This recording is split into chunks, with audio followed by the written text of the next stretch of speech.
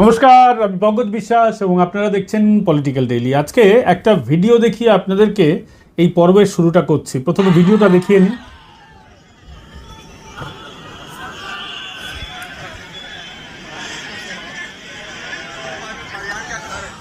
আপনারা দেখলেন যে একদল উন্মত্ত জনতা তারা একটা ক্ষোভ বিক্ষোভ দেখাচ্ছে। তো ঘটনাটা কি আপনাদের মনে জানার আগ্রহ থাকতেই পারে যে আসলে কি হয়েছে।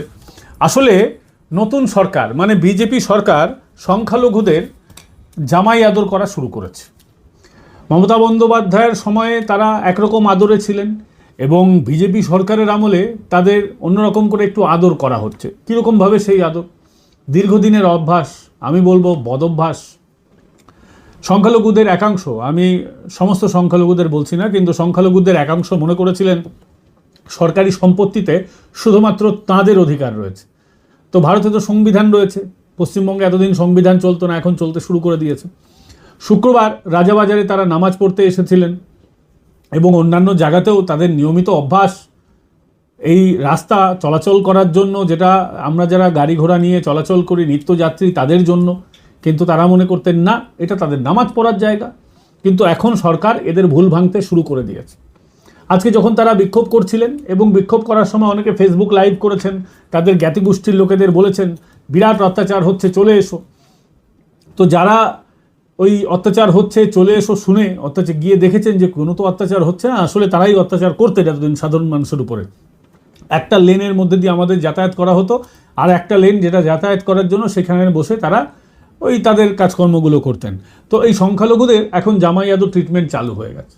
ঠিক যেরকম উত্তরপ্রদেশে ট্রিটমেন্ট দেওয়া হয়, ঠিক যেরকম আসামে ট্রিটমেন্ট দেওয়া হয়, ঠিক সেরকমই পশ্চিমবঙ্গে খাস কলকাতায় শুভেন্দুবাবুর সরকারের আমলে তাদের জামাই ট্রিটমেন্ট দেওয়া শুরু হয়ে গেছে। তাই তারা একটু কষ্টমষ্ট এটো ক্ষোভ বিক্ষোভ করছিলেন যে আমাদের সাথে খুব অন্যায় হয়েছে, দিদি আমাদের দুধে ভাতে রেখেছিলেন, এখন দুধের থালা ভাতের থালা তো কেড়েই নেওয়া হয়েছে, যেটুকুন ছিল সেটুকুনও চলছে না। মানে রংবাজিটা আর চলবে না ভাই। শুভেন্দু অধিকারী বুঝিয়ে দিয়েছেন যত রকমের অন্যায় আছে অন্যায় বন্ধ করে দিন।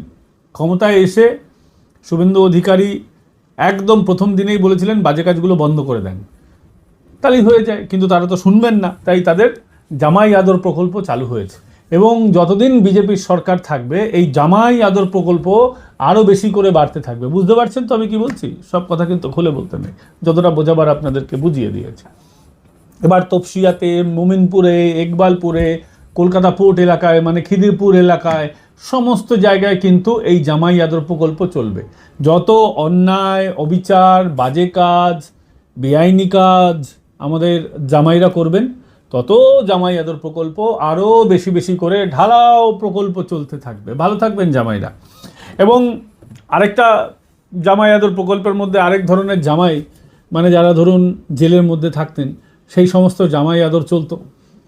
এই ধরুন যেমন শেখ শাহজাহান, কদিন পরে জাহাঙ্গীর বেটাও ওখানে ঢুকবে, কদিন পরে সুজিত বসু ঢুকবে, রথিন ঘোষ যাবে যাবে করছে। আমাদের বিধাননগর পুরসভার একজন কাউন্সিলর আজকে গ্রেপ্তার হয়েছেন, তিনিও কয়েকদিন মধ্যে জেলের মধ্যে ট্রান্সফার হয়ে যাবেন। তো এই সব যারা রাজনৈতিক জামাই ছিলেন তাদেরও একটা গল্প ছিল। কি গল্প? এই ধরুন এই যে সংশোধনাগার, মানে আমরা যে সাধারণ ভাষায় চলতি ভাষায় যেটাকে জেল বলি, এই জেলে তারা সত্যি বিশ্বাস করুন জামাই আদরে থাকতেন। আমার জেল যাওয়ার সৌভাগ্য হয়নি, কিন্তু আমি তো লকআপে থেকেছি। সেখানে বেশ কয়েকজন আসামির সাথে কথা হয়েছে, দুবার আমি লকআপ হয়েছি সেই সময়, এবং আসামিদের কাছেই শোনা বা আমি তাদের মুখেই শুনেছি যে জেলের মধ্যে না তারা বেহাল তবিয়তে থাকতেন, বহাল তবিয়তে, মানে রীতিমতো জামাই আদরে বলতে পারেন। কেমন বলুন তো? ওখানে যদি আপনার কাছে পয়সা থাকে না, আপনার কাছে স্মার্টফোন চলে আসবে, আপনার কাছে যদি ছোটো ফোন দরকার হয় ছোটো ফোন চলে আসবে, আপনি যে পিসটা খেতে চাইবেন সেই পিস চলে আসবে, একদম লেগ পিস চলে আসবে। আপনার বোতল, খাওয়ার জলের বোতল না, অন্য বোতল, বুঝতে পারছেন তো কী বলছি? সেই বোতল যদি চাই সেই বোতল চলে আসবে, শুকনো যেটাকে বলা হয়, বুঝতে পারছেন তো, সেই শুকনো চলে আসবে। আপনি কিছু টানতে যদি চান সেটাও চলে আসবে, ধূমপান টুমপান, তো সমস্ত রকম ব্যবস্থা ছিল। আরও যারা একটু উচ্চ শ্রেণীর কয়েদি আছেন তাদের যদি এসি ফ্রিজ দরকার হয়, টিভির দরকার হয়, সেটাও চলে আসবে। আর ট্রিপল এমের একটা এম আছে না, মদ, তারপরে যেটা বলা হয় আর কি, তো সেই TRIPPLM একটা এমও অ্যাভেলেবেল হয়ে যেত, এরকম ইয়ে ছিল। এবং আমরা শুনেছি নাকি মদন মিত্রর আমলে মদন মিত্র নাকি রাত্রিবেলা লুকিয়ে লুকিয়ে বাড়িও চলে আসতেন বা অন্য জায়গায় চলেও যেতেন। তো এরকম জামাই আদরে রাজনৈতিক বন্দীরা ছিলেন। তো সেই রাজনৈতিক বন্দীদের মানে শেখ শাহজাহানদের যাতে জামাই আদর একটু কমে তার ব্যবস্থাও কিন্তু শুভেন্দু অধিকারী শুরু করে দিয়েছেন। কেমনভাবে শুরু করেছেন? তার কাছে তো খবর ছিল, তো তিনি প্রেসিডেন্সি যে জেলটা রয়েছে সেই জেলে কেমন জামাই আদর চলছে দেখার জন্য সেখানে কারা বিভাগের লোকেদের দায়িত্ব দিয়েছেন। এবং শুভেন্দু অধিকারী যে সমস্ত দপ্তর নিজের হাতে রেখেছেন তার মধ্যে অন্যতম হচ্ছে কারা দপ্তর। বিপ্লব দেব যখন ত্রিপুরার মুখ্যমন্ত্রী ছিলেন, আরেক বাঙালি মুখ্যমন্ত্রী, প্রাক্তন মুখ্যমন্ত্রী, তিনি যখন মুখ্যমন্ত্রী ছিলেন কারা দপ্তর নিজের হাতে রেখেছিলেন। এবং শুভেন্দুবাবুও কারা দপ্তর নিজের হাতে রেখেছেন। কারা দপ্তরটা মুখ্যমন্ত্রী নিজের হাতে রাখা তার দরকার, তার কারণ হচ্ছে এখানে অনেক অসাধু কাজকর্ম হয় যেগুলো ভাঙাটা ভীষণ প্রয়োজন।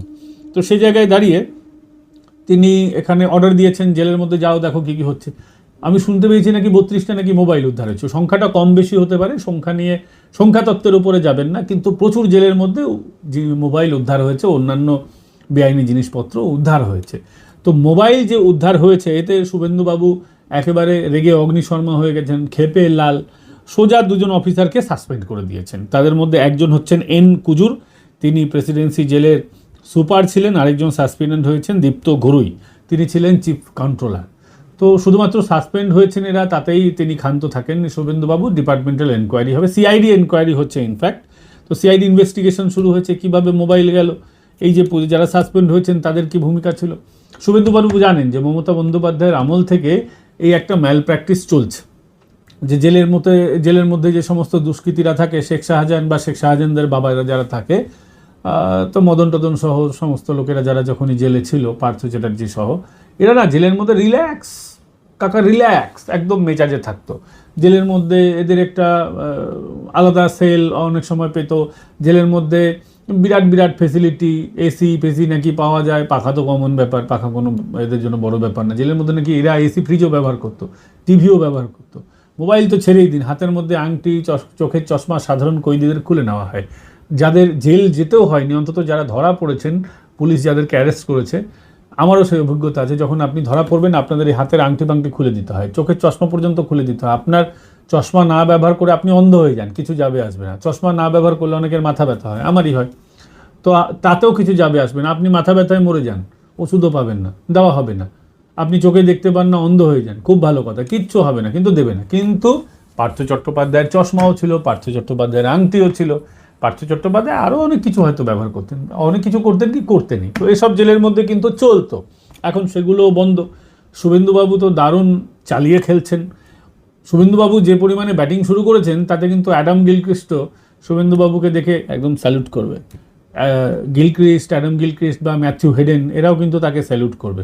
মানে বিরাট কোহলি বা বীরেন্দ্র সেহবাগ কি, বীরেন সেহবাগদের থেকে অনেক ভালো চালিয়ে খেলছেন শুভেন্দু অধিকারী। তার যদি এই স্ট্রাইক রেট থাকে না, যোগী আদিত্যনাথও হিংসে করবেন। সত্যি যোগী আদিত্যনাথের সত্যি আগামী দিনে কিন্তু শুভেন্দু অধিকারীকে হিংসে করতে পারেন, যদিও এটা হিংসের কোনো ব্যাপার না। আমি জাস্ট একটা এমনি পলিটিক্যাল সিনারিও হাইপোথেটিক্যালভাবে এটাকে বলছি আর কি। তো শুভেন্দু অধিকারীর গলায় উত্তরীয় তো আমাদের যোগী আদিত্যনাথই পড়িয়েছেন, যোগী বাবা।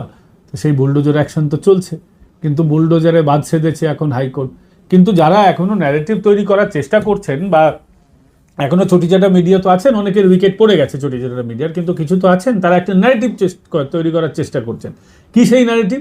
তারা এই ন্যারেটিভ তৈরি করার চেষ্টা করছেন যে কলকাতা হাইকোর্টে একটা স্টে এসেছে, বিভিন্ন জায়গায় বুলডোজার অ্যাকশন শুরু হয়েছে, তো সেটাতে কলকাতা হাইকোর্ট স্টে দিয়ে দিয়েছে। স্টে মানে সাময়িক স্থগিত, মানে একেবারে করা যাবে না, বিষয়টা এরকম নয়। কোর্টের পরে পারমিশন দিলে আবার হবে। তো এটা নতুন কিছু নয়, কোর্টও খতিয়ে দেখছে যে সত্যি ইলিগাল ছিল কি ছিল না। এবং ইলিগাল হয়ে যদি হয়, আমি আপনাদের লিখে দিচ্ছি, বুলডোজার অ্যাকশনকে আবার গ্রিন সিগন্যাল এই কলকাতা হাইকোর্ট দেবে। কারণ কলকাতা হাইকোর্ট প্রচুর বুলডোজার অ্যাকশনের গ্রিন সিগন্যাল দিয়েছে এর আগে।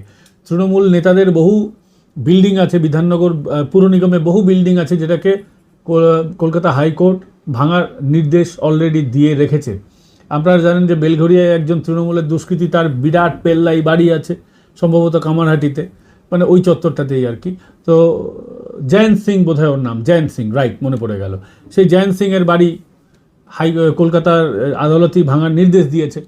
তো আদালত তো এরকম ভুরি ভুরি নির্দেশ দিয়েছে, ফলে যারা উচ্ছ্বসিত হচ্ছেন, আনন্দিত হচ্ছেন যে একেবারে শুভেন্দু অধিকারীকে আটকে দিলাম, বুলডোজার অ্যাকশন কয়েকদিন পরেই শুরু হয়ে যাবে। এই আদালত এবার বুলডোজার অ্যাকশনের নির্দেশ দেবে এবং আদালতের নির্দেশে বুলডোজার অ্যাকশন চালু হবে। আপনারা লিখে রেখে দিন। যেভাবে আমি বলেছিলাম সুজিত অ্যারেস্ট হবে, হয়েছে তো, ওই কালপিটটা আমাকে অ্যারেস্ট করিয়েছিল। আমি আজকে বলে দিচ্ছি, আজ হোক বা কাল রথীন ঘোষ অ্যারেস্ট হবে। হয়তো আপনারা এই ভিডিও দেখছেন তখনই শুনবেন যে রথীন ঘোষ অ্যারেস্ট হয়ে গেছে। আরও অনেকে অ্যারেস্ট হবে, অরূপ অ্যারেস্ট হবে, স্বরূপ অ্যারেস্ট হবে। আমি যখন এই ভিডিওটা আপনাদের সামনে পেশ করছি ততক্ষণে আমার কাছে খবর চলে এসেছে দেখতে, মানে এই ভিডিওটা যখন তৈরি করছিলাম তখনই বিধাননগর কর্পোরেশনের একজন কাউন্সিলর অ্যারেস্ট হয়ে গেছে, যার ডাকনাম চিন্টু। উনি হচ্ছেন ওই আপনি ধরে নিন এয়ারপোর্টের দিক থেকে যখন ইসের দিকে যাচ্ছেন, বিধাননগরের দিকে যাচ্ছেন, লেকটাউনের দিকে যাচ্ছেন, তখন জোড়া মন্দির থেকে ঠিক ডান দিকের যে এলাকা, বাগুইয়াটির যে এলাকা, বাগুইয়াটির ডান দিকের এলাকা, তো সেই দিকটার ইনি হচ্ছেন, যেদিকে নেতাজির মূর্তি রয়েছে সেই দিকটার ইনি হচ্ছেন কাউন্সিলর। তো তিনিও এক প্রমোটারের কাছ থেকে তোলার কেসে, এক পুরনো বহু কেস, যখন এই কেসটা হয় তখন আমি মাধ্যমে কাজ করি, তো তিনি অ্যারেস্ট হয়ে গেছেন। তো চিন্টু অ্যারেস্ট হয়ে গেছেন। আরও আমার কাছে খবর এসছে যে শুভেন্দু অধিকারীর কনভয়ে হামলা করার চেষ্টা করেছিলেন, শুভেন্দু অধিকারীকে প্রাণে মারার চেষ্টা করেছেন সেই ব্যক্তি, তিনি হচ্ছেন তৃণমূলের কোচবিহারের ব্লক টুর সভাপতি শুভঙ্কর দে, অ্যারেস্ট হয়ে গেছেন। তার অভিযোগ কি, খাগড়াবাড়ি মোড়ে শুভেন্দুবাবুর কনভয়ে তিনি হামলা করেছেন। ওই পুরনো ছবি আপনাদের মনে থাকবে, শুভেন্দুবাবুর গাড়ি লক্ষ্য করে আক্রমণ করা হয়েছিল, তার বুলেট প্রুফ গাড়ি ছিল বলে তিনি বেঁচে গিয়েছিলেন এবং শুভেন্দুবাবু সরাসরি এর দিকে শুভঙ্করের বিরুদ্ধে অভিযোগ করেছিলেন। তো আমি আপনাদের বলছি, আজকে তো শুভেন্দু দার সাথে আমাদের দেখা হয়েছে, আমরা ইউটিউবাররা শুভেন্দু দার সাথে দেখা করেছি এবং শুভেন্দু দা আমাদের সাথে আবার পরে মিট করবেন। আমাদের লড়াই কিন্তু চলছে বন্ধু, এবং এই ইউটিউবে যারা আমরা খবর করি, আমরা যারা সাংবাদিক, আমাদের এই যে কলকাতার যে চটিচাটা মিডিয়া শ্রেণী আছে, যাদের উইকেট এখন এক এক করে পড়ছে, সেই চটিচাটা মিডিয়া আমাদেরকে বলতো আমরা নাকি কন্টেন্ট ক্রিয়েটর, আমরা নাকি সাংবাদিক নই। মানে এই 15 বছর 20 বছর হতে যায়, 2006 সাল থেকে আমি এই পেশার সঙ্গে যুক্ত, 2011 সাল থেকে আবার রুজিরুটি ফুল টাইম, তার আগে পার্ট টাইম সাংবাদিক ছিলাম। তো 11 সাল থেকে এটা আমার রুজিরুটি, 2006 সাল থেকে লেখালেখির সঙ্গে যুক্ত পার্ট টাইমভাবে, তো পুরোটাকে ধরলে প্রায় 20 বছর হতে যায় আমার। তো এই 2 দশক আমরা তাহলে ভেরেন্ডা চাষ করেছি, আর যারা চটি চাটছিলেন তারাই তাহলে প্রকৃত সাংবাদিক। তো আমরা ডিজিটাল মিডিয়ায় যারা স্বাধীন সাংবাদিকতা শুরু করেছিলাম, আমাদেরকে এখনও স্বীকৃতি কিন্তু দেওয়া হয়নি। শুভেন্দু অধিকারী বাবু, আমি যতদূর জানি, তিনি সহমত হয়েছেন আমাদের স্বীকৃতি দেওয়ার। তিনি বিভাগীয় নির্দেশ খুব তাড়াতাড়ি দিতে পারেন, কিন্তু আমরা তাও অফিসিয়ালি তার সঙ্গে আবার দেখা করে তাকে অফিসিয়ালি জানাবো। আজকে আমরা মৌখিকভাবে সেই বিষয়টা জানিয়েছি। আমাদের জন্য আমরা কৃতজ্ঞ মানবদার কাছে, মানবদা আমাদের হয়ে যথেষ্ট ভালো শুভেন্দুবাবুর কাছে এই বার্তা পাঠিয়েছেন। শুভেন্দু অধিকারী সহ তাদের টিমের যদি কেউ ভিডিও দেখে তাহলে আমি কৃতজ্ঞতা প্রকাশ করছি। আমরা চাই দ্রুত ডিজিটাল মিডিয়া সাংবাদিকদের স্বীকৃতি দেওয়া হোক, অ্যাক্রেডিশন কার্ড দেওয়া হোক। আমি যতদূর মানবদার কাছে শুনেছি যে সরকারের কাছে বার্তা গেছে যে যাদের 100K ফলোয়ার্স আছে তাদের 1টি, এবং যাদের 1 মিলিয়ন অ্যাবভ হচ্ছে তাদের 2টি করে অ্যাক্রেডিশন কার্ড দেওয়া হবে। তো আমরা এটাকে, সরকার এটা দ্রুত চালু করুক, সরকারের কাছে আমরা এটা আবেদন রাখছি। তো আরেকটা যেটা শুভেন্দুবাবু খুব ভালো কাজ শুরু করেছেন, সেটা তিনি ওই জনতা দরবার শুরু করবেন। জনতা দরবার কোনো নতুন ঘটনা নয়, এর আগে বহু মুখ্যমন্ত্রী করেছেন, এটা খুব ভালো উদ্যোগ। আদিত্যনাথ যোগী তিনি করেন, বিহারের নীতিশ কুমার মুখ্যমন্ত্রী তিনি করতেন। ফর্মুলাটা আমার যতদূর মনে পড়ে নীতিশ কুমারের প্রথম ছিল, কিন্তু মমতা বন্দ্যোপাধ্যায় সেটা করতেন না। মমতা বন্দ্যোপাধ্যায় তো সাম্রাজ্ঞী, তিনি হচ্ছেন ক্রাউন প্রিন্সেস, তিনি এসব করতেন না। তার জনতার কিসের দরকার? তিনি তো লুট করে মুখ্যমন্ত্রী, তো লুট করে মুখ্যমন্ত্রী হয়তো তিনি এসব করবেন না, তাই তিনি এসব বন্ধ রেখেছিলেন। শুভেন্দুবাবু চান সরাসরি ম্যান টু ম্যান কন্ট্যাক্ট, পশ্চিমবঙ্গের জনতার সঙ্গে সরাসরি তিনি ডিল করবেন, বাংলার জনগণের সঙ্গে তিনি দেখা করবেন, জনতা দরবার টাইপের বসাবেন, যেখানে মুখ্যমন্ত্রী সাধারণ মানুষের তাদের গ্রিভ্যান্স, তাদের দুঃখ কষ্ট এগুলো শুনবেন এবং ব্যবস্থা নেবেন। তো এই সমস্ত বিষয় রয়েছে বন্ধু। আর একটা বড় খবর হচ্ছে, সেটা হচ্ছে মমতা আজকে হারা প্রার্থীদের নিয়ে বৈঠক করেছেন, সেখানেও বহু প্রার্থী আসেননি। এর আগের দিন একটা বড় ঘটনা হয়েছে, সেটা আপনাদের সঙ্গে শেয়ার করি। আমি অনেক ন্যাশনাল মিডিয়ার সঙ্গে, হিন্দি মিডিয়ার সঙ্গে এই ঘটনাটা শেয়ার করেছি। সেটা হচ্ছে এর আগে যেদিন আমি মমতা বন্দ্যোপাধ্যায়ের বাড়ি গেছিলাম, আপনারাও সেই ভিডিও দেখেছেন, সেই দিনকে মমতা বন্দ্যোপাধ্যায় যখন জেতার মানে রিটে মমতা বন্দ্যোপাধ্যায় হারার পর প্রথম যখন বৈঠক করলেন তার হারা প্রার্থীদের রিটে, মমতা বন্দ্যোপাধ্যায় যখন তাদের জয়ী প্রার্থীদের সঙ্গে, তাদের তো 80 জন প্রার্থী জয়ী হয়েছে, তো 80 জন জয়ী প্রার্থীর সঙ্গে যখন বৈঠক করলেন, সেখানেও বহু প্রার্থী আসেননি। এবং আসেন তো নি মানে তখন থেকে বোঝা যাচ্ছে মমতা বন্দ্যোপাধ্যায় সরকার তো পতন হয়েছে, তার সঙ্গে সঙ্গে তার দলেরও পতন হয়েছে। এখন তার দল ধরে রাখা মুশকিল, তাসের ঘরের মতন তৃণমূল কংগ্রেস ভেঙে যাচ্ছে, তার জয়ী প্রার্থীরা আসছেন না, তারা বিজেপির সঙ্গে যোগাযোগ রাখছেন, বিজেপিতে ঢুকে যাওয়ার চেষ্টা করছেন, বিজেপি এখন বন্ধ রেখেছে, তাই নাহলে তৃণমূল দলটাই উঠে যাবে। এটা গেল এক। দ্বিতীয় হচ্ছে যে এবার হারা প্রার্থীদের ডেকেছেন, তারাও আজকে আসেননি। এবং জয়ী প্রার্থীদের যেদিন ডেকেছিলেন সেদিন বলেছিলেন যে এই ছকড়াটা, ওনার যে ভাইপোটা আর কি, অভিষেক বন্দ্যোপাধ্যায়, সে নাকি খুব ভালো খেটেছে, তাকে স্ট্যান্ডিং অবজেকশন দিতে হবে, মানে উঠে দাঁড়িয়ে হাততালি দিতে হবে। ভাবতে পারছেন তো, এই চোরটার জন্য হাততালি দিতে বলেছিলেন তিনি। এবার হয়েছেটা কি? এবার হয়েছেটা এটাই যে পেছন থেকে একজন খুব খারাপ খিস্তি, সেটা আর বলা যাবে না আপনাদের, মানে ক্যামেরার সামনে বলা যাবে না, মানে ওই ছেলেদের সংক্রান্ত একটা বাংলা যে খিস্তি আছে, অমুকের ছেলে, ক্ষয়ের ছেলে, মানে খারাপ ছেলে আর কি, এরকম গালাগালি নাকি পেছন থেকে দিয়েছিল। এবার তিনি নাকি, ম্যাডাম নাকি বলেছেন এই কে কে কে কে, পেছন থেকে আর কেউ সারা শব্দ দেয়নি। পরে এটাকে ধামাচাপা, কেউ না করে ধামাচাপা দেওয়ার চেষ্টা হয়েছে। তো তৃণমূল তাসের ঘরের মতন ভেঙে পড়বে, এবং তৃণমূল যাতে না ভেঙে পড়ে তার জন্য বিজেপি এখনও কাউকে নিচ্ছে না। বিজেপি বলেছে যে কাউকে নিতে হবে না, তৃণমূলটা আরও কিছুদিন থাক, নাহলে লোকে বাজে বলবে দেখো সরকারটাও গেল, দলটাকেও ভেঙে দিল, লোকে খারাপ ভাববে। তো বিজেপি তো একটু কনসাস এসব ব্যাপারে, তাই তৃণমূল থেকে ভালো খারাপ কাউকেই নেওয়া হচ্ছে না। কিন্তু আরেকটা যেটা বড় সমস্যা হয়ে দাঁড়িয়েছে সেটা জানেন, যে পুরসভা পঞ্চায়েতগুলো প্রায় অচল হয়ে গেছে।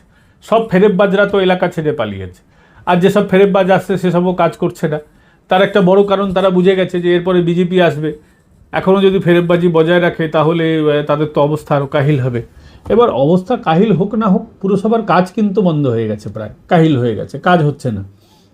তো সেখানে বিজেপি তো প্রায় হাতে পায়ে ধরছে। এই যে উত্তর দমদম পুরসভায় যেমন বিধায়ক গিয়ে দেখা করেছিলেন, শুভেচ্ছা বিনিময় হয়েছে, ভালোভাবে যাতে কাজ চলে, বিধায়ক সেই আবেদন জানিয়েছেন উত্তর দমদম পুরসভার যিনি পুরপ্রধান আছেন বিধান বিশ্বাসের কাছে। এরকম বহু জায়গায় বিজেপি হাতে পায়ে ধরছে যে সোনা বাবাটা, পুরসভাটাকে লাটে তুলে দিও না, কি আর 1 বছর তোমরা সুযোগ পাবে কাজ করার, যতদিন না ভোটটা হচ্ছে ততদিন অন্তত কাজটা করো ভালো করে, তারপর তো আমরা ক্ষমতায় আসবেই। জনগণ তো বিজেপিকেই চাইবে, এই চোর চিটিংবাজদের তো আর চাইবে না, যারা 200 গ্রাম সোনা পরে ঘুরে বেড়ায়, যারা 3-4টে বউ নিয়ে ঘুরে বেড়ায়, যারা 2000 কোটি 3000 কোটি 700 কোটি 500 কোটি মিনিমাম 200 কোটি 300 কোটি সম্পত্তি যারা বানিয়ে নিয়েছে, তাদের তো বিজেপি ছাড়বে না।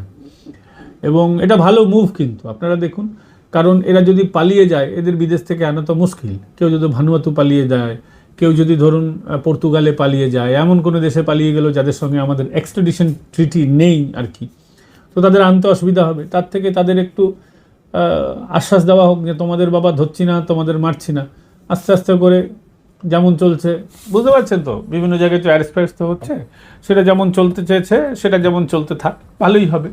বিষয়টা কিন্তু বেশ ভালো, বিজেপি প্ল্যান করেছে, খুবই ভালো। তো এই সবই খবর ছিল, আজকে এখানেই শেষ করছি। এই পর্ব আপনাদের কেমন লাগলো একটু কমেন্ট করে জানাবেন। আমাদের আরেকটি চ্যানেল আছে বাংলায়, যার নাম পলিটিক্যাল ডোজ, ওটাকেও সাবস্ক্রাইব করে নেবেন আপনারা, কারণ ওতেও নিয়মিত খবর আসছে। আর দ্বিতীয় বিষয় হচ্ছে, আমাদের একটা হিন্দি চ্যানেল আমরা চালু করেছি যার নাম পলিটিক্যাল ডেইলি হিন্দি, সেটাকেও আপনারা সাবস্ক্রাইব করে নিতে পারেন। আর আমরা একটা হিন্দু ইকোসিস্টেম তৈরি করার চেষ্টা করছি, হিন্দুরা কোথাও বিপদে পড়লে পাশে দাঁড়াবার চেষ্টা করব। তার জন্য যদি আপনারা কোনো অর্থনৈতিক সহযোগিতা করতে চান, সেটা সুপার চ্যাটের মধ্যে পাঠাতে পারেন, অথবা আমরা স্ক্যানার দিয়ে দেবো, সেই স্ক্যানারে স্ক্যান করেও পাঠাতে পারেন। হোয়াটসঅ্যাপে আমাদের নাম্বারে, সেখানেও আপনারা সহযোগিতা পাঠাতে পারেন। আমাদের মোবাইল নাম্বার হচ্ছে +91 88 20 19 1212, এটা হচ্ছে আমাদের নাম্বার। আপনারা আপনাদের সহযোগিতা পাঠাতে পারেন। ভালো থাকবেন, সুস্থ থাকবেন। আগামীকাল আবার দেখা হচ্ছে। অবশ্যই চ্যানেল সাবস্ক্রাইব করে নিন, আমাদের সাহায্য করতে পারেন, এবং পাশে বেল আইকন অবশ্যই প্রেস করে দিন যাতে নোটিফিকেশান আপনারা সঙ্গে সঙ্গে পেয়ে যান। ভালো থাকবেন, আবার দেখা হচ্ছে।